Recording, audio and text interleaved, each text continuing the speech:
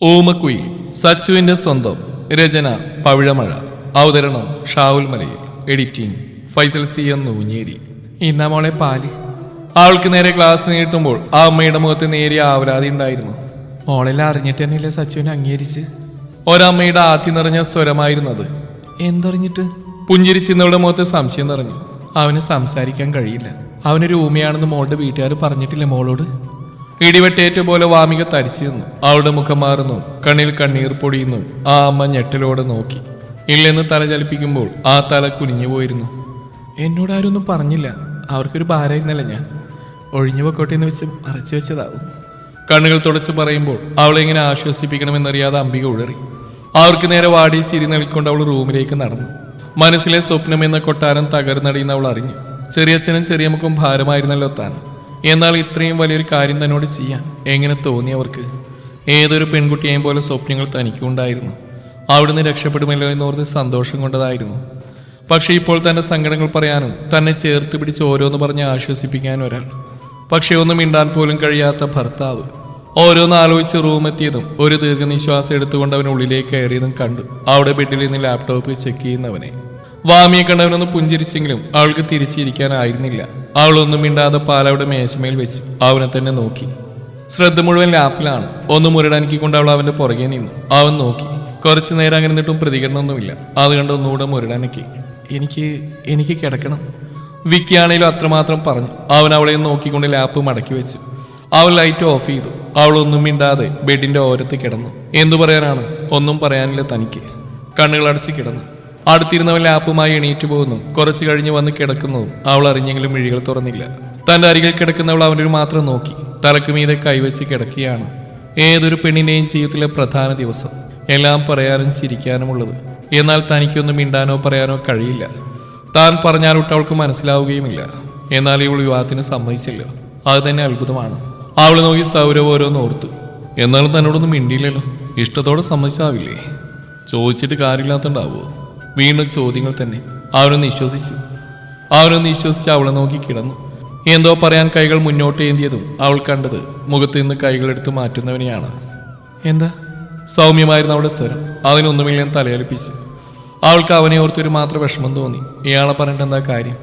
ആൾക്കറിയില്ലല്ലോ ഇതൊന്നും. മിണ്ടാനും കഴിയില്ല. ഏതായാലും നാളെ അമ്മയോട് ചോദിക്കാനില്ല. എന്തൊക്കെ പറഞ്ഞാലും മനസ്സങ്ങോട്ട് പൊരുത്തപ്പെടുന്നില്ലല്ലോ കൃഷ്ണ. അവൾ ചെരിഞ്ഞു കിടന്ന ഓരോന്നോർത്ത് എപ്പോഴും ഉറങ്ങിപ്പോയിരുന്നു. എന്നാലും അവൻ അവളെ തന്നെ നോക്കിക്കിടക്കുകയായിരുന്നു. വാമി, നിനക്കെന്നെ സ്നേഹിക്കാനാവില്ലേ? കുറഞ്ഞ നാളുകൊണ്ട് തന്നെ ഒത്തിരി ഇഷ്ടപ്പെട്ടു പോയി പെണ്ണെ നിന്നെ. പതിയെ കണ്ണുകളടക്കുമ്പോൾ അവന്റെ മനസ്സ് അവളോട് മൊഴിയുന്നുണ്ടായിരുന്നു. പിറ്റേന്ന് രാവിലെ ആദ്യമുണ്ടെന്ന വാമിയായിരുന്നു. അരികിൽ കിടന്നവനെ നോക്കി അങ്ങേ സൈഡിലേക്ക് തലയിരിച്ച് കിടക്കുന്നുണ്ട്. അവനെ ഒന്നുകൂടെ നോക്കിക്കൊണ്ട് ഫ്രഷ് ആയ ശേഷം അടുക്കളയിലേക്ക് പോകാനൊരുങ്ങുമ്പോഴാണ് മേശമേൽ അനങ്ങാതിരിക്കുന്ന പാൽ ഗ്ലാസ് കണ്ടത്. ഇന്നലെ എല്ലാം കേട്ട അവസ്ഥയിൽ കുടിക്കാനും തോന്നിയില്ല. ആളും കുടിച്ചില്ല. ആ ഗ്ലാസ് എടുത്ത് ഒറ്റവലി കുടിച്ചു. അമ്മയൊന്നും വിചാരിക്കണമെന്ന് വെച്ചു മാത്രം. പിന്നെ നേരെ അതുമായി അടുക്കളയിലേക്ക് നടന്നു. ആ മോള് നേരത്തെ എണീറ്റോ? കുറച്ചുകൂടെ കിടക്കായിരുന്നില്ലേ? അംബിക ചോദിച്ചിനൊന്ന് ചിരിച്ചു. എനിക്ക് ഈ സമയം എണീറ്റാ ശീലം. ഞാൻ ഉണ്ടാക്കാമേ ചായ. അവൾ പറഞ്ഞെങ്കിലും അംബിക അവളെ എടുക്കാൻ സമ്മതിച്ചില്ല. മോൾക്ക് എൻ്റെ മോനോട് ദേഷ്യമുണ്ടോ? മോളോട് അവർ പറഞ്ഞിട്ടുണ്ടാവുന്ന അമ്മ കരുതിയേ. ഏയ് ഇല്ലമ്മേ, അവരെല്ലാം മറച്ചു വെച്ച്. എനിക്ക് ദേഷ്യമൊന്നുമില്ല. പെണ്ണുകാണാൻ വന്നപ്പോഴും സംസാരിക്കില്ലെന്നാ പറഞ്ഞ് താനും. പിന്നീട് ഡ്രസ്സ് എടുക്കാൻ പോയപ്പോൾ കണ്ടിരുന്നു. അന്നും പുഞ്ചിരിച്ചേയുള്ളൂ താൻ. പക്ഷെ ഇപ്പം എന്താണ് പറ്റിയത്? എനിക്ക് വെറുക്കരുത് എൻ്റെ കുട്ടീനെ. പറയുമ്പോൾ ആ കണ്ണ് നിറഞ്ഞിരുന്നു. അതിന് മറുപടി മൗനമായിരുന്നു. അംബിക കൊടുത്ത ചായയുമായി മുകളിലേക്ക് നടന്നു. അവിടെ എത്തിയപ്പോഴും ആൾ ഉണർന്നിട്ടുണ്ടായിരുന്നില്ല. മെല്ലെ അവനരികിലായിരുന്നു. ഉറങ്ങുമ്പോൾ ആ മുഖം നിഷ്കളങ്കമായിരുന്നു. പാവമാണ്, ഒന്നും അറിയില്ല. ദൈവം കൊടുത്തല്ലേ. അതിന് ഇയാളെ പറഞ്ഞിട്ട് കാര്യമില്ലല്ലോ. മനസ്സിലോർത്തുകൊണ്ട് ആളെ തട്ടി വിളിച്ചു. 2-3 തവണ തട്ടിയപ്പോഴേക്ക് ആള് കണ്ണു തുറന്നു. കണ്ണു തുറന്നപ്പോൾ കണ്ടത് മുന്നിൽ ചായയുമായി നിൽക്കുന്ന വാമിയാണ്. ഒരു പുഞ്ചിരിയോടെ അവൻ എണീറ്റിരുന്നു.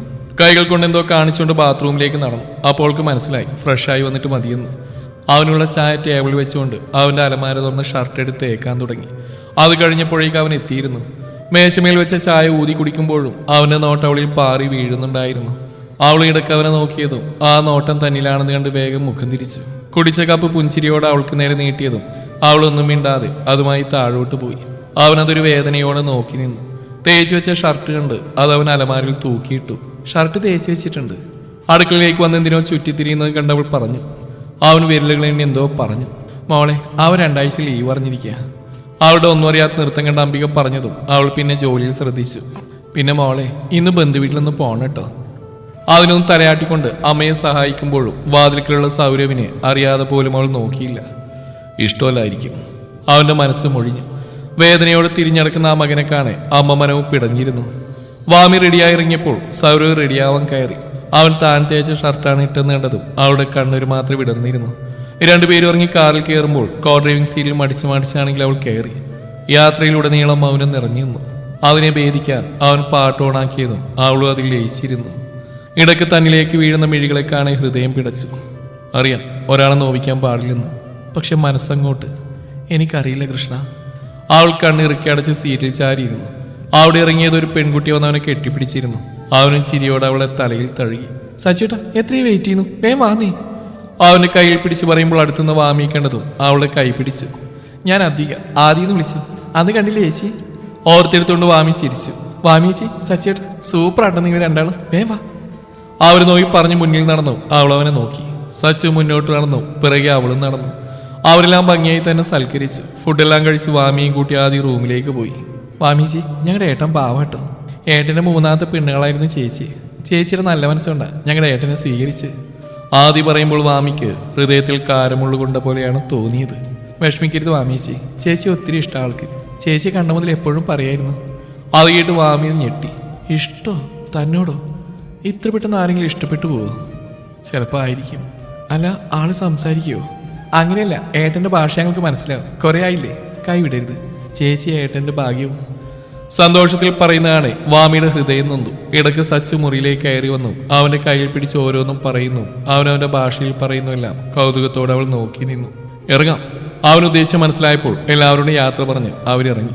ഇതുവരെയായി അവൾ മിണ്ടിയില്ലല്ലോ തന്നോട്. ഇഷ്ടം പറയണമെന്നുണ്ട്, പ്രകടിപ്പിക്കണമെന്നുണ്ട്. പക്ഷെ അർഹതയുണ്ടോ തനിക്ക്? അവൾക്ക് ഇഷ്ടമല്ലായിരുന്നു, അറിയണം. ബെഡിൽ അവൾക്ക് വേണ്ടി കാത്തിരിക്കുമ്പോൾ സച്ചു ഓർത്തു. അവൾ വന്നപ്പോൾ സച്ചു പുഞ്ചിരിച്ചതിന് മറിച്ചൊരു ചിരി നൽകി. അവളോട് ചോദിക്കണമെന്നുണ്ട്. ധൈര്യം ചോർന്നു പോകുന്ന പോലെ രണ്ടും കൽപ്പിച്ച് അവൻ അവളെ തോണ്ടാൻ നിന്നും അവൾ തിരിഞ്ഞു വന്ന് അവന് നേരെ കിടന്നിരുന്നു. ഇഷ്ടമായിരുന്നില്ല എന്നെ? അവന്റെ ചോദ്യം മനസ്സിലാവാതെ അവൻ ഉറ്റുനോക്കിയതും അവന് വേദന തോന്നി. എന്ത്? എനിക്ക് മനസ്സിലായില്ല. അവനൊന്ന് എണീറ്റ് പേനയും പേപ്പറെടുത്ത് എഴുതി കൊടുത്തു. ചോദ്യം കണ്ടതും അവളുടെ മറുപടി മൗനമായിരുന്നു. എനിക്കറിയില്ലായിരുന്നു ഇതൊന്നും. അറിഞ്ഞിരുന്നെങ്കിൽ സമ്മതിക്കുമെന്നും അറിയില്ല. മറച്ചു വെച്ചത് എന്നോട് ഈ കാര്യം. ഇടറിയ ശബ്ദത്തോടെ അവൾ പറയുമ്പോൾ അവനും ഞെട്ടിയിരുന്നു. ഏയ്, താനതോർത്ത് വിഷമിക്കേണ്ട. അവിടെ ചെറിയമ്മയുടെ ആട്ടും തുപ്പും കേൾക്കുന്നതിനേക്കാൾ ഞാനിവിടെ സന്തോഷവതിയാ. ഇവിടെ നല്ലൊരു അച്ഛനില്ലേ, എനിക്ക് സ്വന്തം എന്ന് പറയാൻ അമ്മയില്ലേ. അപ്പൊ ഞാനോ വാമി? അവന്റെ ഹൃദയം അലമുറയിടുന്നുണ്ടായിരുന്നു. എന്നോട് ദേഷ്യമുണ്ടോ? എഴുതിയാണ് ചോദിച്ചത്. ദേഷ്യം എന്തിനാ? അവരല്ലേ മറച്ചു വെച്ച്. ദേഷ്യമില്ല, സങ്കടം മാത്രം. അത്രമാത്രം പറഞ്ഞ് തിരിഞ്ഞെടുക്കുമ്പോൾ അവന്റെ മനസ്സ് വല്ലാതെ നോവുന്നുണ്ടായിരുന്നു. അവളെ അവസ്ഥ ഓർത്ത് അവൻ സമാധാനിക്കാൻ ശ്രമിച്ചു. എന്റെ തൊട്ടടുത്ത് നീ ഉണ്ടേലും മനസ്സുകൊണ്ട് ഒരുപാട് അകലെയാണല്ലോ വാമി. മനസ്സിൽ പറഞ്ഞുകൊണ്ട് അരികിൽ കിടക്കുന്നവളെ നോക്കി. വേഗം ഉറങ്ങിയിരുന്നു. ആ മുഖത്തേക്ക് നോക്കുമ്പോൾ വല്ലാത്തൊരു വാത്സല്യമാണ് അവന് തോന്നിയത്. ഏതൊരു പെൺകുട്ടി ഇങ്ങനെ പ്രതികരിക്കൂ? പെട്ടെന്ന് ഇക്കാര്യം അറിയുമ്പോഴുള്ള വേദന അതാവും. എന്നാലും നീ എന്നെ സ്നേഹിക്കില്ലേ വാമി? ഓരോന്ന് ചോദിക്കുമ്പോഴും ഉറക്കത്തിൽ ആ മുഖത്ത് കുഞ്ഞു പുഞ്ചിരി വീണ പോലെ തോന്നി. മെല്ലെ അവളെ നോക്കി. മെല്ലെ ആ ചെറുവിരലിൽ പിടുത്തമിട്ട് കണ്ണടച്ച് വീണ്ടും മെല്ലെ നോക്കിയപ്പോൾ ഉറക്കമാണെന്ന് കണ്ടൊന്ന് വിശ്വസിച്ചുകൊണ്ട് അങ്ങനെ തന്നെ കിടന്നു. അവൾക്ക് നേരെ മുഖം ചിരിച്ചുകൊണ്ട് എപ്പോഴോ ഉറങ്ങിപ്പോയിരുന്നവൻ അപ്പോഴും ആ ചെറുവിരൽ വിട്ടിട്ടുണ്ടായിരുന്നില്ല. രാവിലെ ആദ്യം ഉണർന്ന് സച്ചുവായിരുന്നു. എണീക്കാൻ നോക്കിയപ്പോൾ ഇപ്പോഴും തന്റെ കൈകൾ ആ വിരൽ തന്നെയാണെന്ന് കണ്ടു. മെല്ലെ അത് വലിച്ചെടുത്ത് ചൂണ്ടുവിരൽ നിർത്തി അവളെ നോക്കിക്കിടന്നു. അപ്പോഴേക്കും വാമി ഉണർന്നിരുന്നു. കണ്ണു തുറന്നപ്പോൾ കാണുന്നത് തന്നെ ഉറ്റുനോക്കുന്ന കരുത്തുറ്റ മിഴികളെയാണ്. വെപ്രാളത്തോടെ എണീറ്റ് പോകുമ്പോൾ ആ വെപ്രാളം കാണാൻ അവനിലൊരു പുഞ്ചിരി വിടർന്നു. അവൾ ഫ്രഷായി ഇറങ്ങിയതും അവളെ നോയിക്കൊണ്ട് അവനും കയറി. ഫ്രഷായി താഴേക്ക് ഇറങ്ങുമ്പോൾ ചായയുമായി മുകളിലേക്ക് വരുന്ന വാമിയാണ് കണ്ടത്. ഒരു നിമിഷം രണ്ടുപേരുടെയും കണ്ണുകൾ തമ്മിൽ ഇടഞ്ഞു. പിടച്ചിലോടെ അത് വലിച്ചെടുത്തുകൊണ്ട് ചായ അവന് നേരെ നീട്ടിയവൾ അവളുടെ കണ്ണിൽ നിന്ന് കണ്ണെടുക്കാതെ തന്നെ അവനതെടുത്ത് ചുണ്ടോട് അടുപ്പിച്ചു. അവിടെ നിന്ന് തന്നെ കുടിച്ച് ചായക്കപ്പ് കയ്യിലേക്ക് കൊടുക്കുമ്പോൾ തന്നെ നോക്കിന്നവളെ നോക്കിയൊന്ന് കണ്ണിറുക്കിയതും വാമി ഞെട്ടി. അത് കണ്ടവൻ ചിരിയോടെ താഴേക്ക് ഇറങ്ങി. അവന് പുറകെ തന്നെ അവളും. വിചാരിച്ചത്ര പാവുന്നല്ല. അവന് നോക്കി മെല്ലെ മനസ്സിൽ മൊഴിഞ്ഞുകൊണ്ട് അവളും അടുക്കളയിലേക്ക് നടന്നു. അമ്മേ, പാത്രം കഴിക്കുന്നതിനിടയിൽ വാമി വിളിച്ചു. എന്താ മോളെ? അത് പിന്നെ ആൾക്കിത് ആദ്യം മുതലുള്ളതാണോ അതോ വല്ല ആക്സിഡന്റും? അല്ല, അവൻ ആദ്യം മുതലേ അങ്ങനെയാ. ജനിച്ചപ്പം തൊട്ടല്ല, ചെറുപ്പത്തിൽ എനിക്ക് പറ്റിയൊരു അശ്രദ്ധ. എൻ്റെ കുഞ്ഞ് ആക്സിഡന്റ് തന്നെയാ, ചെറുപ്രായത്തിൽ തന്നെ. അതും പറഞ്ഞവർ മിഴികൾ തുടച്ചു. പാവ, ദേഷ്യം വന്നാൽ മാത്രമേ പ്രതികരിക്കൂ. ഒരുപാട് അനുഭവിച്ചിട്ട് എൻ്റെ കുട്ടി. എന്നാലും അത്രയ്ക്ക് പാവമൊന്നുമില്ല കേട്ടോ. അംബിക കണ്ണീരത്തോട് ചിരിയോടെ പറഞ്ഞു. അതെനിക്ക് മനസ്സിലായി. മെല്ലെയാണ് പറഞ്ഞെങ്കിലും അംബികയുടെ ചിരി കണ്ടപ്പോഴാണ് സൗണ്ട് അല്പം കൂടിപ്പോയി എന്ന് മനസ്സിലായത്. അതിന് ചമ്മിയൊരു ചിരി നൽകിക്കൊണ്ട് ജോലിയിൽ ശ്രദ്ധിച്ചു. ജോലി ഏകദേശം കഴിഞ്ഞ് റൂമിലെത്തിയപ്പോൾ ആളുണ്ടായിരുന്നു. ഒന്നും മിണ്ടാതെ അവിടെ ഇരുന്നു. ദിനങ്ങൾ മാറി മറിഞ്ഞു. ആളൊന്നും സംസാരിക്കാൻ വരാറില്ല.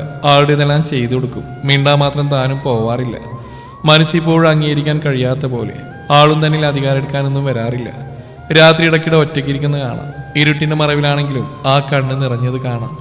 അത് കാണുമ്പോൾ നെഞ്ചിലൊരു പിടച്ചിലാണ്. അത്ര പാവൊന്നുമില്ലെങ്കിലും പാവം തന്നെയാണ്. ഇടയ്ക്ക് പുറത്തു പോകുന്ന വൈകുന്നേരം വരുന്നതും കാണാം.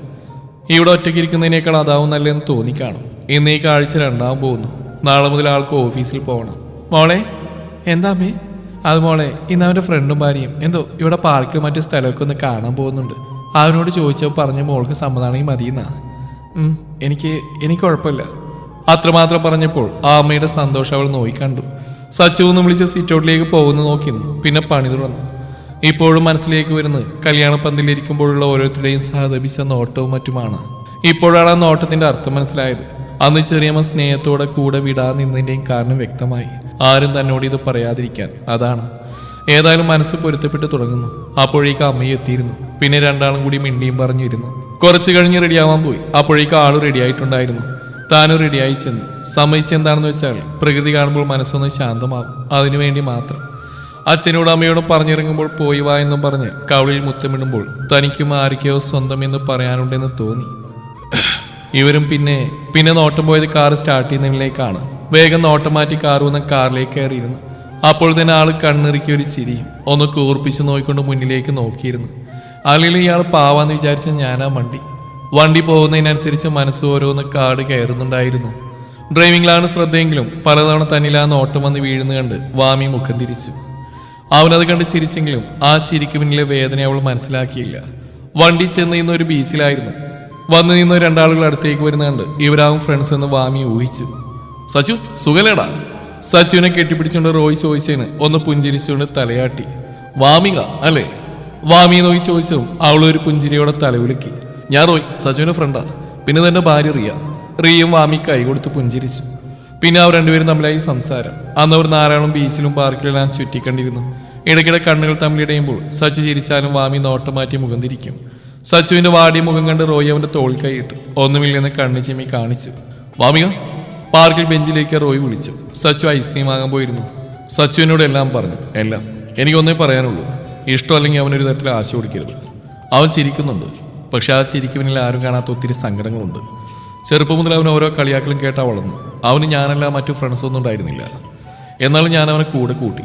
ഇപ്പോഴും ഫ്രണ്ടായിട്ട് ഞാനേ ഉള്ളൂ. വേറെ ആരും വരാറില്ല കൂടാൻ. കളിയാക്കൽ കേട്ട് അതൊക്കെ അവന് ശീലമായപ്പോൾ അത് വിട്ടുകളയും. അവൻ്റെ അച്ഛൻ്റെ അമ്മയുടെയും കസിൻസ്, അവരുടെയൊക്കെ സ്നേഹം, അതായിരുന്നു അവൻ്റെ ബലം. വാമി, ഞാനൊന്ന് ചോദിച്ചോട്ടെ, വാമിയുടെ ബ്രദർ അല്ലെങ്കിൽ സിസ്റ്റർ മിണ്ടാൻ കഴിയാത്തവരായ വാമി അകറ്റി നിർത്തുമോ? പെട്ടെന്ന് തന്നെ അവൾ ഇല്ലെന്ന് തലയാട്ടി. അത് തന്നെയാണ് എനിക്കും പറയാനുള്ളത്. അവനെ അതിൻ്റെ പേരിൽ സാധിപ്പിച്ച് ഇഷ്ടപ്പെടാനല്ല പറഞ്ഞു. അത് നിന്റെ ഇഷ്ടം. പക്ഷെ അവൻ അവഗണിക്കരുത്. ഒരു വ്യക്തി എന്ന പരിഗണനയെങ്കിലും കൊടുക്കണം. വാമി ചിന്തിച്ചിട്ടുണ്ടോ? ഇവനെപ്പോൾ ഉള്ളവർക്ക് പെട്ടെന്നൊരു കാര്യം ആരോടെങ്കിലും പറയാനുണ്ടെങ്കിൽ അത് പറയാൻ കഴിയോ? ഇല്ല. ആരെങ്കിലും അപായപ്പെടുത്താൻ ശ്രമിച്ചൊന്നും നിലവിളിക്കാൻ പോലും കഴിയില്ല. സച്ചുവിന് അതിൻ്റെ ആവശ്യമില്ല. അവൻ നല്ല ബോക്സറാണ്. സ്വയരക്ഷകതല അവൻ്റെ അച്ഛൻ തന്നെയാണ് അവനെ പഠിപ്പിച്ചത്. എന്നാലും നിസ്സഹായം തന്നെയാണ്. ആ ഒരു പരിഗണന നൽകണം, റോയ് പറഞ്ഞു.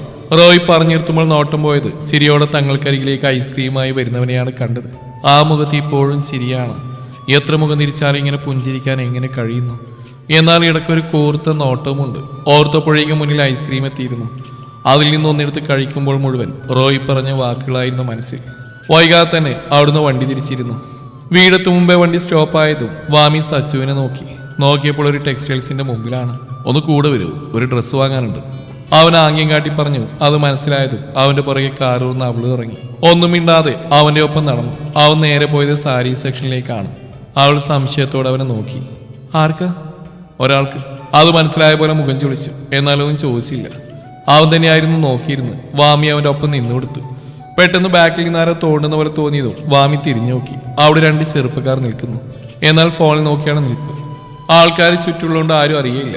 അറിയാതെ ആരെങ്കിലും തട്ടിയതാവെന്ന് വിചാരിച്ച് തിരിഞ്ഞപ്പോൾ വീണ്ടും അതും തോളിൽ കൈവച്ചിരിക്കുന്നു. അവൾ ദേഷ്യത്തിൽ തിരിഞ്ഞു നോക്കിയതും അവരവിടെ തന്നെയുണ്ട്. ആ നിൽപ്പ്, ആ മുഖത്തെ ചിരി അവൾക്ക് ദേഷ്യം തോന്നി. അവർക്ക് നേരെ ചെല്ലും മുമ്പ് അതിലൊരുവൻ നിലത്തേക്ക് തെറിച്ചു വീണിരുന്നു. കൺമുമ്പിലെ കാഴ്ച കണ്ട് ഞെട്ടിപ്പോയി വാമി. ഒരൊറ്റ ചവിട്ടിൽ അവനെ താഴെയിട്ട സച്ചുവിലായിരുന്നു അവളുടെ നോട്ടം. അവന്റെ ഷർട്ടിനെ കുത്തിപ്പിടിച്ച് എണീപ്പിച്ചുകൊണ്ട് അവർ നേരെ വിരൽ ചൂണ്ടി.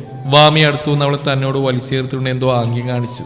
ഇവൾ എന്റെ പെണ്ണ, തൊട്ട കൊല്ലും ഞാൻ, മേലാൽ ഇത് ആവർത്തിക്കരുത്. അത് പറഞ്ഞ് അവന്റെ കവലിൽ പടക്കം പൊട്ടുന്ന രണ്ടടി കൂടെ കൊടുത്തു. അവളുടെ കൈയും പിടിച്ച് അവിടെ നിന്ന് ഇറങ്ങി. അവന്റെ കയ്യിലെ മുറുക്കം കൂടിയത് അവൾ അറിഞ്ഞു. അവളുടെ നോട്ടം മുഴുവൻ അവനിലായിരുന്നു. തനിക്ക് വേണ്ടി വാദിക്കാൻ ഒരാൾ ആദ്യമായിട്ടാണ്. അന്ന് ബസ്സിൽ ഒരുത്തൻ ഇതുപോലെ ശല്യം ചെയ്തപ്പോൾ അവന്റെ ചെകിട്ടത്തിട്ടൊന്ന് കൊടുത്തതിന് ചെറിയമ്മ പറഞ്ഞ് അറിയാതെ വല്ലതും തട്ടിയതിന് ആൾക്കാരെ കൊണ്ട് പറയിപ്പിക്കാൻ വലിയ ആളാവാൻ പോയിരിക്കുന്നു എന്നാണ്. ഒന്ന് കണ്ണടച്ചൂടായിരുന്നോ എന്ന് അതാണ് ഓർമ്മ വന്നത്. എന്നാൽ തന്നിൽ മുറുകുന്ന ആ കൈകൾ, അതിൽ വേദന തോന്നിയെങ്കിലും സുരക്ഷിതത്വം തോന്നി. തനിക്ക് മാറിക്കേ ഉണ്ടെന്നൊരു തോന്നൽ. കാറിന്റെ അടുത്തെത്തിയതും അവന്റെ ദേഷ്യത്തുള്ള നോട്ടത്തിൽ ഉരുകിപ്പോകുന്ന പോലെയാണ് അവൾക്ക് തോന്നിയത്. അവൾക്ക് നേരെ വിരൽ ചൂണ്ടി എന്തോ പറഞ്ഞു. അത് മനസ്സിലായില്ലെങ്കിലും അസല് തെറിയാണെന്ന് മാത്രം മനസ്സിലായി. അത് ഞാൻ പോവാൻ നിന്നപ്പോഴല്ലേ ഏട്ടൻ പോയേ? പെട്ടെന്ന് അവൾ പറഞ്ഞു. അവനൊന്ന് ഞെട്ടി. അവളുടെ ഏട്ടനെന്നുള്ള വിളി. അവൻ ആദ്യം തട്ടിയിരുന്നില്ലേ? രണ്ടാമതല്ലേ നീ പ്രതികരിക്കാൻ പോയത്? 2-3 വട്ടം പറഞ്ഞതും അവൾക്ക് മനസ്സിലായതുപോലെ മുഖം കുനിച്ചു. ആദ്യത്തെ ഞാൻ കണ്ടില്ല. നിന്റെ നിൽപ്പുണ്ട് മനസ്സിലായി, രണ്ടാമട്ടാണെന്ന് അവൻ പറഞ്ഞെങ്കിലും മനസ്സിലാവാത്തതിനാൽ അവൾ മിഴിച്ചു നോക്കിയതേയുള്ളൂ. വേഗം കാറിൽ കയറിയതും വണ്ടി പറക്കുകയാണെന്ന് തോന്നി അവൾക്ക്. അത്രയ്ക്ക് സ്പീഡായിരുന്നു. അവൾക്ക് മനസ്സിലായി ദേഷ്യം മുഴുവൻ ആക്സിലേറ്ററിൽ തീർക്കുകയാണെന്ന്. ഉള്ളിലൊരു സന്തോഷം. ഇതല്ലേ താനും ആഗ്രഹിച്ചത്. പ്രതിസന്ധികളിൽ കൂട്ടിനൊരാൾ, ചേർത്ത് പിടിക്കാനും എൻ്റെ എന്ന് പറയാനും നല്ല സുഹൃത്തായും ഭർത്താവായും കൂടെ ഒരാൾ. ഓരോന്നോർക്കിയ സ്പീഡ് കൂടിയിരുന്നു. പതിയെ എനിക്ക് സ്പീഡ് പേടിയാ. അവന്റെ കൈ പിടിച്ച് മെല്ലെ പറഞ്ഞതും അവന്റെ മുഖത്ത് ഒരു ചിരി വിടർന്നെങ്കിലും അത് മറച്ചു പിടിച്ചു. എന്നാലും സ്പീഡ് അല്പം കുറച്ച്. സ്പീഡ് കുറഞ്ഞ നെഞ്ചിൽ കൈവെക്കുന്നവളെ കണ്ട് അവൻ അറിയാതെ ചിരിച്ചു പോയി. നേരെ സന്ധ്യയായിരുന്നു. വീടെത്തിയത് 2 ആൾ ഇറങ്ങി ഉള്ളിലേക്ക് കയറുമ്പോൾ വാമി നന്നായി ക്ഷീണിച്ചിരുന്നു. അമ്മയോട് പറഞ്ഞ് റൂമിലേക്ക് കയറിപ്പോയി. വേഗം ഫ്രഷായി കിടക്കുമ്പോൾ ഇന്നലത്തെ സംഭവമായിരുന്നു മനസ്സിൽ. ഓരോന്ന് ആലോചിച്ച് എപ്പോഴോ ഉറങ്ങിപ്പോയിരുന്നു. ഉറക്കമുണരുമ്പോൾ സമയം കണ്ടോ ഞെട്ടിപ്പോയി. 8 മണി. പക്ഷെ എഴുന്നേൽക്കാൻ കഴിയുന്നില്ല. വല്ലാത്തൊരു തലവേദന. തല പൊക്കാൻ വയ്യ. അടുത്തിരിക്കുന്നവൻ അപ്പോഴാണ് കണ്ടത്. അവന്റെ നോട്ടം അവളിലായിരുന്നു. തലയ്ക്ക് മീതെ കൈവച്ച് കിടക്കുന്ന കണ്ട് അവനൊന്ന് തൊട്ടു നോക്കി. പനിയൊന്നുമില്ല, തലവേദനയാണെന്ന് മനസ്സിലായതും ഷെൽഫിൽ നിന്ന് ബാമെടുത്ത് അവളുടെ നെറ്റിയിൽ പുരട്ടിക്കൊടുത്തു. ആ കയ്യിലെ ചൂട് അവിടെ അറിഞ്ഞതും ഉള്ളിലെന്തോ തരിപ്പ് കയറും പോലെ, ഹൃദയമിടിപ്പ് കൂടും പോലെ തോന്നിയവൾക്ക്. അതും പറഞ്ഞ് കിടന്നോ എന്ന് കണ്ണു കാണിച്ചുകൊണ്ടിരിക്കുന്നവനെ നോക്കി ഉള്ളിൽ ആത്മസംതൃപ്തി നിറയുന്ന അവൾ അറിഞ്ഞു. അവളുടെ നോട്ടം മുഴുവനും അവനിലായിരുന്നു. ഇടയ്ക്കവൻ കഴിക്കാൻ വരാൻ പറഞ്ഞു. വേണ്ടെന്ന് പറഞ്ഞ് കിടന്നു. കുറച്ചു നേരം കഴിഞ്ഞതും ഭക്ഷണമായി അവൻ വന്നതും വേറെ നിവൃത്തിയില്ലാതെ കുറച്ച് നുള്ളിപ്പെറുക്കി കഴിച്ച് മതിയെന്ന് പറഞ്ഞു. അപ്പോഴെങ്കിലും തനിക്ക് നേരെ ഒരു കൈ നീണ്ടു വന്നിരുന്നു. വേണ്ടെന്ന് തലയാട്ടിയപ്പോൾ കിട്ടിയ നോട്ടത്തിൽ അറിയാതെ വാ തുറന്നു. മുഴുവൻ കഴിക്കുമ്പോഴും അവൾ അവനെ കണ്ണിമച്ചിമാതെ നോക്കി. നോട്ടം മുഴുവൻ അവനിലായിരുന്നു. കഴിച്ചോ എന്നതിന് ഇത് കഴിഞ്ഞ് കഴിച്ചോളാമെന്ന് പറഞ്ഞു. അവനെ നോക്കിയായിരുന്നു അവൾ കിടക്കുമ്പോഴല്ല. അവൻ തിരിഞ്ഞ് എന്താണെന്ന് ചോദിച്ചു. ഒന്നുമില്ലെന്ന് പറഞ്ഞ് തല എനിക്ക് കൊണ്ട് തിരിഞ്ഞിടുന്നവൾ. ഉറക്കിനിടയിലും എണീറ്റ് തലയിലും മറ്റു തൊട്ടു നോക്കുന്നവനെ അവൾ അറിയുന്നുണ്ടായിരുന്നു. എന്തിനോ വേണ്ടി വാമിയുടെ കണ്ണുകൾ നിറഞ്ഞുപോയി. എന്തോ ശബ്ദം കേട്ടാണ് ഞെട്ടിണമെന്ന് മെല്ലെ കണ്ണുകൾ തുറന്നു നോക്കിയപ്പോൾ കണ്ടത് അലാറം ഓഫാക്കി ഫ്രഷ് ആകാൻ പോകുന്നതിനെയാണ്. സമയത്തിലായെന്ന് സച്ചുവിന്റെ ഫോൺ എടുത്ത് നോക്കി. 5 മണിയായതേ ഉള്ളൂ. അവൾ മെല്ലെ എണീറ്റു. തലവേദന ഏറെയും കുറഞ്ഞിരുന്നു. യാത്രാക്ഷീണമാവും. അങ്ങനെ യാത്ര പോയെന്ന് ശീലമില്ലാത്തതുകൊണ്ട് ഓർത്തുകൊണ്ട് അവളും കുറച്ചുനേരം അവിടെ കിടന്നു. കുറച്ചുനേരം കഴിഞ്ഞ് ഫ്രഷായി ഇറങ്ങിയിരുന്ന സച്ചുവിനെ കണ്ടു. അവൾ കണ്ണിറുക്കി അടച്ച് ഷേഡ്ലെസ് ആയി നിൽക്കുന്ന കണ്ടപ്പോഴേ കണ്ണടഞ്ഞു പോയി. അല്പനേരം കഴിഞ്ഞ് കണ്ണുമില്ലെ തുറന്നു എണീറ്റിരുന്നപ്പോൾ കണ്ടത് തന്നെ നോക്കുന്ന മിഴികളാണ്. ഒന്നും പറഞ്ഞില്ലെങ്കിലും ഒരു ചിരി നൽകി. അവളും അവന് നേരെ ഒന്ന് ചിരിച്ച് ഫ്രഷ് ആവാൻ പോയി. ചായ സച്ചുവിന് നേരെ നോക്കി വിളിച്ചതും ലാപ്പിൽ നിന്ന് മുഖമേർത്തി അത് വാങ്ങി കുടിച്ചു. അപ്പോഴേക്കും നോട്ട അവളിലാണെന്ന് കണ്ടതും അവൾ വേറെങ്ങോ നോക്കി. ഇടയ്ക്ക് കണ്ണിട്ട് അവനെയും നോക്കി. അവന്റെ കണ്ണ് തന്നിലാണെന്ന് കണ്ടതും വേഗം നോട്ടം മാറ്റി. അത് കാണാൻ സച്ചുവിന്റെ ചുണ്ടിലൊരു ചിരി വിടർന്നിരുന്നു. കുറവുണ്ടോ? തലയിൽ തൊട്ടവൻ ആംഗ്യം കാണിച്ചതും ഭേദമായി എന്ന് കണക്കിയ തലയാട്ടി. ചായ കുടിച്ച് ഗ്ലാസ് തിരികെ നീട്ടുമ്പോഴും അവളെ നോക്കി ഒന്ന് കണ്ണിറുക്കി ചിരിച്ചു. അവൾ അല്പം വെപ്രാളത്തിൽ നോട്ടം തെറ്റിച്ച് വേഗം ചായയുമായി പോയി. പിന്നെ വന്ന് ഷർട്ടും മറ്റും തേച്ച് വെക്കുകയും ചെയ്തു. നേരെ അടുക്കളയിലേക്ക് പോയി. പിന്നിലെന്തോ അനക്കം കേട്ടാണ് നോക്കിയത്. അമ്മയാവുന്ന കരുതി നോക്കിയപ്പോൾ കണ്ടത് ഒരുങ്ങി നിൽക്കുന്ന സച്ചുവിനെയാണ്. കൈകൾ കൊണ്ട് പോവുകയാണെന്ന് കാണിച്ചതും ആദ്യം മനസ്സിലായില്ലെങ്കിലും പിന്നെ അവൾക്ക് കത്തി. അതിനവളും തലയാട്ടി ചിരിച്ചതും അവന്റെ കണ്ണുകൾ വിടരുന്നതും ചിരിയോടെ തിരിഞ്ഞു പോകുന്ന അവൾ നോക്കി നിന്നു. മുറ്റത്ത് കാർ സ്റ്റാർട്ട് ചെയ്യുന്ന ശബ്ദം കേട്ടതും എന്തോ പോവാൻ അവളുടെ മനസ്സ് വാശി പിടിക്കും പോലെ അവൾ മെല്ലെ സിറ്റ് ഔട്ടിലേക്ക് നടന്നു.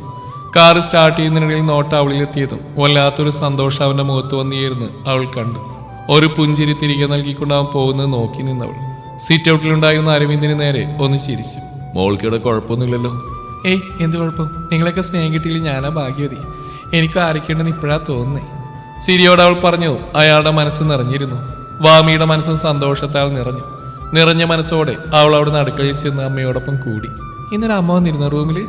ആ മോളെ, മോൾക്ക് തലവേദനയാണെന്ന് പറഞ്ഞ് സച്ചു. ഭക്ഷണം കഴിച്ചിരുന്നില്ലേ? കഴിച്ചു. ചിരിയോടെ മറുപടി പറഞ്ഞു. പിന്നീട് പണികളിൽ മുഴുകുമ്പോഴും അവളുടെ മനസ്സിലേക്ക് വന്ന് ഇന്നലെ രാത്രി ഉറക്കമില്ലാതെ കിടന്നവനെയാണ്. തനിക്കിതുവരെ ആരും അങ്ങനെ കൂട്ടിയിരുന്നിട്ടില്ല. അവഗണിച്ചിട്ടും എത്ര മനോഹരമായിട്ടാണ് തന്നെ നോക്കി പുഞ്ചിരിക്കുന്നത്. ഇച്ചിരി വാശിയും കുറുമ്പുണ്ടേലും ആ മനസ്സ് പാവമാണ്. ആൾക്കും അങ്ങനെ തന്നെയല്ലേ. തന്നോട് പോവാണെന്നൊക്കെ വന്ന് പറഞ്ഞു. തൻ്റെ സ്നേഹമല്ലേ ആ മനസ്സും കൊതിക്കുന്നത്. ഏട്ടൻ്റെ അവസ്ഥ ഇതല്ലായിരുന്നുവെങ്കിൽ താൻ സ്നേഹിക്കുമായിരുന്നു. പക്ഷേ ഇതറിഞ്ഞുകൊണ്ടല്ലല്ലോ. ദൈവം അങ്ങനെ സൃഷ്ടിച്ചതല്ലേ. അവരെ മാറ്റി നിർത്താൻ നമ്മളെപ്പോലെ ഒരാളാണെന്ന് കരുതി ചേർത്ത് നിർത്തിയാൽ തീരാവുന്നല്ലേ ഉള്ളൂ. ഓർത്തപ്പോൾ എന്തോ കണ്ണ് നിറയും പോലെ. എത്ര വേദനിച്ചിട്ടുണ്ടാവും ആ മനസ്സ്. എന്തോ ഒരു ഇഷ്ടമുള്ളിൽ, ഒരിക്കലും സഹതാപം കൊണ്ടല്ല. മുഖം കറുപ്പിച്ചില്ലേലും മിണ്ടാ നിന്നിട്ടും യാതൊരു പരിഭവമില്ലാതെ ആ സ്നേഹത്തോടെ നോക്കുന്ന കണ്ണുകൾ ആ മനസ്സിനെയാണ് ഇഷ്ടപ്പെട്ടു പോകുന്നത്. അമ്മ ചോദിച്ചപ്പോൾ തന്നെ നോക്കിയൊരു കള്ളച്ചിരി. അമ്മ വിചാരിക്കുന്ന ഏട്ടനോട് ഞാൻ മിണ്ടാറക്കൊണ്ടെന്നാണ്. ഇത്രയേറെയായിട്ടും തനിക്ക് വേണ്ടി കൂട്ടിയിരുന്ന ആ മനസ്സ് വേറെ ആരും വാമിക്ക് വേണ്ടി ഇത്ര വേവലാതിപ്പെട്ടിട്ടില്ല. വാമിക്ക് സ്വന്തം എന്ന് പറയാൻ ഒരാളുണ്ടായിട്ടില്ല. അപ്പൊ ഏട്ടൻ എന്റെ സ്വന്തമാണോ? അല്ലേ? പെട്ടെന്നാണ് അമ്മയുടെ ഫോൺ അടിച്ച് ചിന്തകളിൽ നിന്ന് ഞെട്ടിയുണർന്നപ്പോഴാണ് അമ്മ ഫോൺ തനിക്ക് നേരെ നീട്ടിയതും വാമി ഫോണിലേക്ക് നോക്കി. മോളെ, ദീപുവാ. സന്തോഷത്തോടെ ഫോൺ ആ കയ്യിൽ നിന്ന് വാങ്ങി. ദീപു ചേച്ചിക്ക് അവിടെ സുഖമല്ലേ? ദീപുവിന്റെ കരച്ചിലോടെയുള്ള സ്വരം കേട്ട് അവിടെ കണ്ണു നിറഞ്ഞു. ചേച്ചി വിളിക്കാൻ എന്താടാ നീ ഇത്രയും വൈകി? പരിഭവം നിറഞ്ഞുള്ള ചോദ്യമായിരുന്നു. ഞാൻ വിളിച്ചിരുന്നു 2 ദിവസം മുമ്പ്. അപ്പൊ ഏട്ടൻ മെസ്സേജ് അയച്ചിരുന്നു വീട്ടിലെത്തിയിട്ട് വിളിപ്പിക്കാന്ന്. വാമിയും ഞെട്ടി. 2 ദിവസം മുമ്പ് തനിക്ക് നേരെ ഫോൺ നീട്ടിയ സച്ചുവിന്റെ മുഖമായിരുന്നു മനസ്സിൽ. എന്താണെന്ന് ചോദിച്ചപ്പോൾ ഫോണിലേക്ക് നോക്കി. ഒന്നുമില്ലെന്ന് കണ്ടപ്പോൾ ഫോൺ വേണോ എന്നാ വിചാരിച്ച്. വേണമെന്ന് പറഞ്ഞ് വെട്ടിത്തിരിഞ്ഞപ്പോൾ നിർവികാരതയോടെ നിന്ന ആ മുഖം. ചേച്ചിക്ക് സുഖമല്ലേ? സന്തോഷമുള്ളൂടാ. ചേച്ചിക്കോട് അമ്മയുണ്ട്, അച്ഛനുണ്ട്, പിന്നെ സച്ചേട്ടനുണ്ട്. അവനോട് അങ്ങനെ പറയാനാണ് തോന്നിയത്. ചേച്ചി, എനിക്കറിയില്ലായിരുന്നു ആ കാര്യം. ഏട്ടനിങ്ങനെ ബാക്കി പറയാതെ നിർത്തി. അത് സാറിലെ ദീപം. ചേച്ചി അതുമായിട്ടെല്ലാം പൊരുത്തപ്പെട്ട് കഴിഞ്ഞു. എന്നെ ഇവിടെ എല്ലാവരും സ്നേഹിക്കുന്നുണ്ടല്ലോ, അത് മതി എനിക്ക്. പറയുമ്പോൾ സ്വരയിടറി. ചെറിയമ്മയോടെ ഇന്ന് ക്ലാസ്സില്ലേ? അമ്മ എവിടെയുണ്ട്? എന്നെ പറ്റി ചോദിച്ചിരുന്നോ? വെറുതെ ചോദിച്ചു പോയോ? മറുപുറം അവനുമാണെന്ന് കണ്ടത് അവൾ ഒരു ചിരിയിരിച്ചു. സാരില്ല ദീപൂട്ടാ, ഇവിടെ അച്ഛനമ്മയുണ്ടല്ലോ, അവരെ മതിയാക്കി. പിന്നെ നിന്നെ ചേച്ചി പിന്നെ വിളിക്കാം, അമ്മ വരുന്നുണ്ട്. വെപ്രാളത്തിൽ പറഞ്ഞു വെച്ചതും വാമിയും ദീർഘനിശ്വാസം വിട്ടു. ദീപു ചെറിയമ്മയുടെ മകൻ. ആ വീട്ടിൽ തന്നോട് സ്നേഹമുള്ള ഏക വ്യക്തി. +2 പഠിക്കുന്നു. ചേച്ചി എന്ന് വിളിച്ച് എപ്പോഴും പുറകെ ഉണ്ടാവും. കളിക്കാനും തല്ലുകൂടാനും എല്ലാം. ചെറിയമ്മയ്ക്ക് ഇഷ്ടമല്ല അത്. എന്നാൽ അവൻ തന്നോടൊപ്പം കൂടും. താൻ ആ വീട് വിട്ടപ്പോൾ ശരിക്കും കരഞ്ഞത് ഇവൻ മാത്രമാണ്. ഇവനെ കാണാത്ത സങ്കടം ഇവിടെ ഉള്ളൂ. ഇതുവരെ വിളിച്ചില്ലല്ലോ എന്ന് ചിന്തിച്ചു. ചെറിയമ്മ അറിയാതെ വിളിക്കണ്ടേ, അതാവും. ചെറിയമ്മയ്ക്ക് ചെറുപ്പം മുതലേ താനൊരു അധികപ്പറ്റായിരുന്നു. ഇപ്പോഴും അങ്ങനെ തന്നെ. കണ്ണു നിറഞ്ഞപ്പോഴാണ് തലയിൽ തഴുകുന്ന കൈകൾ അറിഞ്ഞത്. അമ്മയാണെന്ന് കണ്ടതും കെട്ടിപ്പിടിച്ചു പോയിരുന്നു. എന്താ മോളെ? ഒന്നില്ല അമ്മ, അമ്മയ്ക്കറിയാം ഞാൻ അമ്മയെന്ന് ആദ്യമായിട്ട് വിളിക്കുന്ന അമ്മയാ. ചിരിയോടെ പറയുമ്പോൾ അവരുടെ മനസ്സ് നിറഞ്ഞിരുന്നു. മോളുടെ അമ്മ തന്നെയാ. മോൾക്ക് ചെറിയമ്മ ഇല്ലേലും ഞങ്ങളെല്ലാം ഉണ്ടാവും. മോള് വിഷമിക്കേണ്ട കേട്ടോ. ചിരിയോടെ ചേർത്ത് പിടിച്ചതും അവളുടെ മനസ്സ് നിറഞ്ഞിരുന്നു. ഉച്ചതിരിഞ്ഞ് കിടക്കാൻ വന്നപ്പോൾ നോട്ടം വീണത് ശൂന്യമായി കിടക്കുന്ന ബെഡിലേക്കാണ്. ആൾക്ക് ഈ സമയം ഉറക്കം പതിവാണ് വന്നത് മുതൽ. ഇപ്പോ ആളിലായിട്ടൊരു എന്തോ പോലെ. വാമി മെല്ലെ കട്ടിലേക്ക് ഇരുന്നു. മനസ്സിലേക്ക് വരുന്നത് കട്ടിൽ കിടന്ന് തന്നെ കാണുമ്പോൾ ചിരിക്കുന്ന ആ കുഞ്ഞി കണ്ണുകൾ. പണിയെടുക്കുമ്പോഴും വാതിൽക്കൽ വന്നിന്നെല്ലാം നോക്കുന്ന ആ മിഴികൾ. ഇന്ന് പണിയെടുക്കുമ്പോഴും അറിയാതെ വാതിലേക്കൊരു നോട്ടം പോയിരുന്നു. ഒരു കാര്യമില്ലെങ്കിലും അടുക്കളയിൽ എന്തെങ്കിലും നുള്ളിപ്പറിക്ക് തന്നെ നോക്കുന്നതാണ്. എങ്ങനെയും സ്നേഹിക്കാൻ കഴിയുമോ? റോയിയുടെ വാക്കുകൾ മനസ്സിൽ തികട്ടി വരുന്നവൾ അറിഞ്ഞു. അവനൊരു വ്യക്തിയായിട്ടെങ്കിലും പരിഗണിക്കണം. ശരിയാണ്, ആ പാവ ഒരു തെറ്റും ചെയ്തിട്ടില്ല. പക്ഷെ മനസ്സെന്തോ പിന്നോട്ടായിരുന്നു. പക്ഷെ ഇപ്പോ അല്ലെങ്കിലും സ്നേഹം അങ്ങനെയാണ്. തൻ്റെ പിറകെ പട്ടിയെ പോലെ നടക്കുമ്പോൾ വില തോന്നില്ല. ആ ആളൊരു ദിവസം ഇല്ലാതിരിക്കണം, തന്നെ നോക്കാതിരിക്കണം. അപ്പോൾ അറിയാം അവരെത്ര വിഷമിച്ചിരുന്നെന്നും നമ്മുടെ ഉള്ളിൻ്റെ ഉള്ളിൽ എവിടെയോ അവരും പതിഞ്ഞിരുന്നു എന്നും. അതെ, ഉള്ളിൻ്റെ ഉള്ളിലായിട്ടിനെ സ്നേഹിച്ചു പോയിരുന്നോ താൻ? സ്വയം ചോദിച്ചു പോയവൾ മേശമേലിരിക്കുന്ന ഗുളി കണ്ടതും അതെടുത്ത് നോക്കി. തലവേദനയ്ക്കുള്ളത് അവളുടെ കണ്ണു വിടർന്നു. തന്നോടുള്ള സ്നേഹത്തിന്റെ ആഴം ഓരോ ദിവസം ഏട്ടൻ തെളിയിക്കുവാണല്ലോ. അവളുടെ കണ്ണെന്തോ വീണ്ടും നിറഞ്ഞു തുളുമ്പി. ഈ സ്നേഹം അറിയാഞ്ഞിട്ടല്ല, തന്നോട് ഇഷ്ടമുണ്ടെന്ന് അറിയാമായിരുന്നു. പക്ഷെ ഇത്രയൊന്നും പ്രതീക്ഷിച്ചില്ല. എന്താണെന്നറിയില്ല, മനസ്സിനൊരു നൊമ്പരം. തന്നെ ഇത്ര സ്നേഹിക്കുന്ന ആ മനസ്സിനെയാണ് വേദനിപ്പിച്ച്. ഏട്ടനില്ലാത്ത ഒറ്റപ്പെടൽ, ആ പ്രസൻസ് താനും ആഗ്രഹിച്ചിരുന്നു. കട്ടിലേക്ക് കിടക്കുമ്പോൾ അതായിരുന്നു ചിന്ത. ആളെ കാണാൻ കൊതിയാവുന്നു. വൈകിട്ടിങ് എത്തും. ഇനിയൊന്നും പോവാനുള്ളത് തന്നെയല്ലേ. എത്ര ദിവസവും വൈകുന്നേരം പുറത്തുപോയപ്പോഴും തോന്നാത്ത എന്തോ ഒന്ന്. എവിടെയാവും എന്ന് ചിന്തിക്കും. പക്ഷേ ഇങ്ങനെ ഇല്ലായിരുന്നു. എന്നാൽ ഇപ്പോൾ അതെ, ശരിയാണ്. ഒരാൾ അകന്നിരിക്കുമ്പോഴേ അയാളുടെ സ്നേഹം നമുക്ക് മനസ്സിലാവും. വാമിയുടെ കഴുത്തിലേക്ക് നോക്കി. അവിടെ നെഞ്ചോട് ചേർന്ന് കിടക്കുന്ന ആലിലെ താലി ആ താലിയിൽ മുറുക്കെ പിടിച്ചു. കാറിന്റെ ശബ്ദം കേട്ട് തുമ്പറത്തേക്ക് ഓടിയിരുന്ന വാമി ഇത്രയും നേരം എങ്ങനെ പോയെന്ന് പോലും അറിയില്ലായിരുന്നു. അത്രയും ചിന്തയിലായിരുന്നു അവൾ. എന്നാൽ തന്റെ കാറിന്റെ ശബ്ദം കേട്ട് ഓടി വന്നവളെ അവന് അത്ഭുതത്തോടെ നോക്കി. ഇന്നെന്താ വൈകിയത്? അവളുടെ ചോദ്യം കേട്ടവൻ നെറ്റി വിളിച്ചു. വൈകാനോ? അമ്മ പറഞ്ഞു ഇന്ന് നേരത്തെ എത്താറുണ്ടെന്ന്. അവനെ നോട്ടം കണ്ടവൾ പറഞ്ഞു. കുറച്ച് വർക്ക് പെൻഡിങ് ഉണ്ടായിരുന്നു, അതാ. ആംഗ്യം കാണിച്ചുകൊണ്ട് അവൻ പറഞ്ഞു. അവൾക്കൊന്നും മനസ്സിലായില്ല. ജോലി തിരക്കാവെന്ന് വിചാരിച്ചുകൊണ്ട് തലയാട്ടി. അവൾ നേരെ അടുക്കളയിലേക്ക് ഓടി. സച്ചു ഫ്രഷായി താഴെ വന്നപ്പോഴേക്കും തനിക്ക് വേണ്ടി വെച്ച ചായയും പലഹാരവും കാണെ അവന്റെ കണ്ണു വിടർന്നു. ആകെ ക്ഷീണിച്ചുകൊണ്ട് അവനിരുന്നു. അവൻ ചായ എടുത്ത് കുടിക്കുന്നില്ല നോക്കി നിൽക്കുന്നവളെ കാണെ അവൻ അമ്പരന്നു. സാധാരണ ചായ എന്നൊരു പോക്കാണല്ലോ, അവൻ ചിന്തിച്ചു. നീ കുടിച്ചോ? ഇല്ലെന്ന് തലയാട്ടിയത് ഇരിക്കാൻ കണ്ണു കാണിച്ചു. വേണ്ടെന്ന് പറഞ്ഞെങ്കിലും അവന്റെ നോട്ടത്തിലൊന്ന് പതറി. അത് ഞാൻ. അവന്റെ ദേഷ്യത്തിലുള്ള നോട്ടം കണ്ടതും അറിയാതെ ഇരുന്നു പോയി. കഴിക്കുന്ന കാണിച്ചത് ഒന്നും മിണ്ടാതെ കഴിച്ചു കഴിഞ്ഞ് എണീറ്റുകൊണ്ട് വാതിക്ക് നിൽക്കുന്നവനെ കാണെ എന്തെന്ന് ചോദിച്ചു. ഒന്നുമില്ലെന്ന് തലയാനയ്ക്ക് അവൻ അവിടെ തന്നെ നിന്നു. തലവേദന അറിയോ? ഇപ്പൊ ഭേദായി. അവൻ പെട്ടെന്ന് അവിടെ നിന്ന് എണീറ്റ് പോയി. പുറകെ അവളും ചെന്നിരുന്നു. റൂമിലെത്തിയത് തനിക്ക് നേരെ നീട്ടി കണ്ടവൾ ഞെട്ടിപ്പോയി. ഫോൺ. തനിക്കിതുവരെ സ്വന്തമായൊരു ഫോണില്ലായിരുന്നു. പിന്നെയും പരിചയം ദീപുവിന്റെ ഫോൺ കണ്ടിട്ടായിരുന്നു. എനിക്കിതിൻ്റെ ഒന്നും ആവശ്യമില്ലായിരുന്നു. അവൾ പറഞ്ഞു. ആ കൂർപ്പിച്ച് നോക്കി. പെട്ടെന്ന് മുന്നോട്ട് വന്ന് അവളുടെ കൈയെടുത്ത് കൈവളയിൽ ഫോൺ വെച്ച് കൊടുത്തു. അവളിൽ തരിപ്പ് കയറിയ പോലെ തോന്നിയവൾക്ക് ഇന്നലെ ബാമ്പുരുട്ടിയപ്പോഴും ചോറ് എന്നപ്പോഴും തോന്നിയ അതേ വെപ്രാളം ഒപ്പൊരു എഴുത്തു. വേണ്ടെന്ന് പറയാതെ എടുത്തു. എനിക്ക് ഓഫീസിൽ പോകുമ്പോഴും മറ്റെന്നോട് എന്തെങ്കിലും പറയാനുണ്ടെങ്കിൽ ഇതിലൂടെ പറഞ്ഞാൽ മതി. അതും കൂടെ വായിച്ച് അവളുടെ കണ്ണുകൾ അവന് നേരെ നീണ്ടു. അവൾ അവനെയും ഫോണും മാറി മാറി നോക്കി തലയാട്ടി. മനസ്സിലേക്ക് വീണ്ടും റോയിയുടെ വാക്കുകൾ കടന്നു വരുന്നവൾ അറിഞ്ഞു. പെട്ടെന്നൊരു കാര്യമുണ്ടെങ്കിൽ ആരെങ്കിലും വിളിച്ചറിയിക്കാൻ പറ്റുമോ? എത്രമാത്രം നിസ്സഹായനാണ്, പാവമാണ്. ഒന്ന് സംസാരിക്കാൻ, എന്തെങ്കിലും ഒന്ന് പറയാൻ. കളിയാക്കുമ്പോൾ പോലും വാക്കുകളാൽ പ്രതികരിക്കാൻ ഒന്നും പറ്റാത്ത ആ അവസ്ഥ, അത് എത്രമാത്രം ഗുരുതരമാണെന്ന് അവൾ മനസ്സിലാക്കുകയായിരുന്നു. കണ്ണുകൾ ബെഡിലിരിക്കുന്നവരിലേക്ക് നീണ്ടു. തന്നെ നോട്ടം കാണുമ്പോഴുള്ള കണ്ണ് കൂർപ്പിച്ചുള്ള ചിരിയും അത് കിട്ടിയതും ഇത്തവണ മുഖം തിരിക്കാതെ അത് നോക്കി നിന്നു പോയിരുന്നവൾ കുറെ സമയം വിട്ടുന്നപ്പോഴേക്കും മനസ്സിലുള്ള പുറത്തു വരുന്നവൾ അറിഞ്ഞിരുന്നു. ഇത്രനാൾ വേദനിപ്പിച്ച മനസ്സിനെ സ്നേഹിച്ച് ആ വേദന നികത്തണം. വിട്ടുപോവില്ലേട്ടാ, ഒരിക്കലും. രാത്രി ഉറങ്ങിക്കിടക്കുന്നവനെ നോക്കിയവൾ സ്വയം പറഞ്ഞു. ഇന്നലെ ഉറങ്ങാതെ തനിക്ക് വേണ്ടി കൂട്ടിരുന്നാണ് ഓർമ്മ വരുന്നത്. ഒപ്പം കുറച്ചു ദിവസം മുമ്പ് തന്റെ കയ്യിൽ ചേർത്ത ആ കൈ അറിയാഞ്ഞിട്ടല്ല, തട്ടിമാറ്റിയ ആൾ അറിയുമോ എന്ന് വിചാരിച്ച് തട്ടിയില്ല. സ്വന്തം താലിയിലേക്ക് നോക്കുമ്പോൾ, താലി കെട്ടുമ്പോൾ ദീർഘസുമംഗലിയായിട്ട് ഇരിക്കാൻ എന്നും ഈ താലി നെഞ്ചോട് ചേർന്നുണ്ടാവണേ എന്ന് കണ്ണടച്ച് പ്രാർത്ഥിച്ചതാണ് അവൾക്ക് ഓർമ്മ വന്നത്. അപ്പോൾ തന്നെ സിന്ദൂരച്ചെപ്പിലേക്കും കണ്ണുപോയി. ഒന്ന് വിശ്വസിച്ചുകൊണ്ട് സച്ചുവിനെ നോക്കി കിടന്നുപോയവൾ. ഉറങ്ങുമ്പോൾ നിഷ്കളങ്കമായ ആ മുഖം, വെട്ടിയൊതുക്കിയ ആ താടിയിലെല്ലാം നോട്ടം ചെന്നെത്തിയതും നോട്ടം മാറ്റി. അന്ന് ചേർത്ത് പിടിച്ച ആ ചെറുവിരൽ, മെല്ലെ ചെറുവിരൽ കൊണ്ട് ആ ചെറുവിരൽ കൈകോർത്ത് കണ്ണിറുക്കി അടച്ചു. ആൾ നല്ല ഉറക്കം തന്നെയാണെന്ന് കണ്ടതും അവൾ ശ്വാസം വിട്ടു. പതിയെ അവളുടെ കണ്ണുകൾ അടഞ്ഞുപോയിരുന്നു. തുടരും ഈ കഥയുടെ അവസാന ഭാഗം നാളെ ഇതേ സമയം.